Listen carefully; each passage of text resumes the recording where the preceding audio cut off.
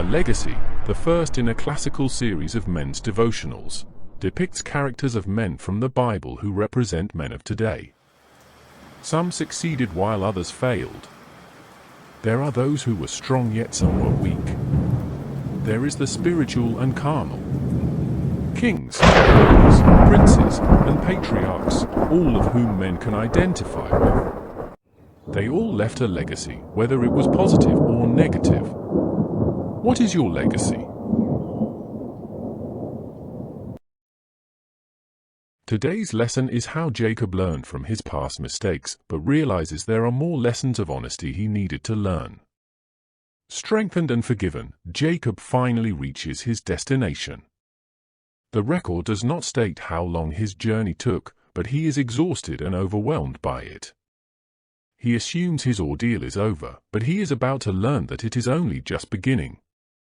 The experience he goes through with his uncle Laban is torturous, but he learns to be giving, honest, and truthful. When a man runs away from his past, he will easily become a prey to those who know his circumstances. And that is exactly what happened to Jacob. Still branded a fugitive, he becomes the victim of the same deeds he used against his brother: deceit, theft, and lies. He is deceived into a forced marriage, labors for 14 years without pay, and is duped in a business deal.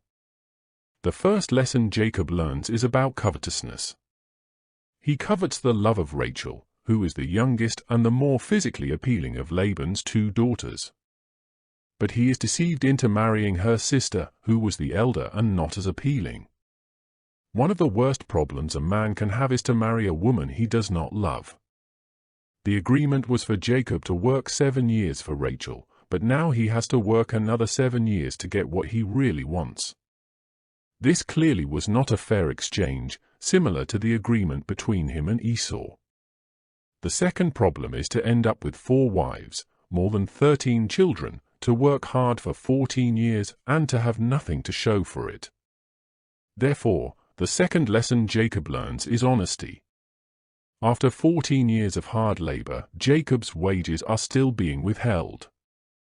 His uncle not only deceived him, but also stole from him for 14 years, just as Jacob stole his brother's birthright and blessings and left him with nothing.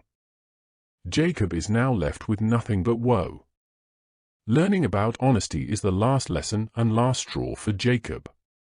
Accused of stealing from his uncle, his life is once again in danger. Reluctant to remain in the grip of his uncle, Jacob decides to leave. Tired of his fugitive lifestyle, Jacob obeys God and makes plans to return home. This time he is not running away from his problems, he is going back to face them. The experiences he suffered at Laban forced Jacob to face the problems he was running away from. It was also a conversion process, which took over 2 decades. God could not use a coveter, thief, liar, and deceitful man to be the leader of his people. You can reflect on the bad experiences in your life as a conversion process. As can be seen from Jacob's experiences, a spiritual conversion takes time and is not manifested overnight.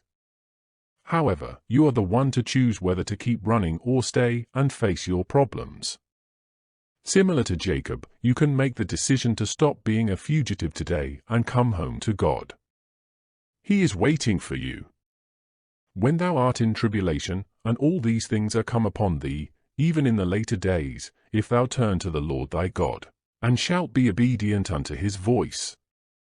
For the Lord thy God is a merciful God, will not forsake thee, neither destroy thee, nor forget the covenant of thy fathers, which he swore unto them. Deuteronomy 4:30 and 31.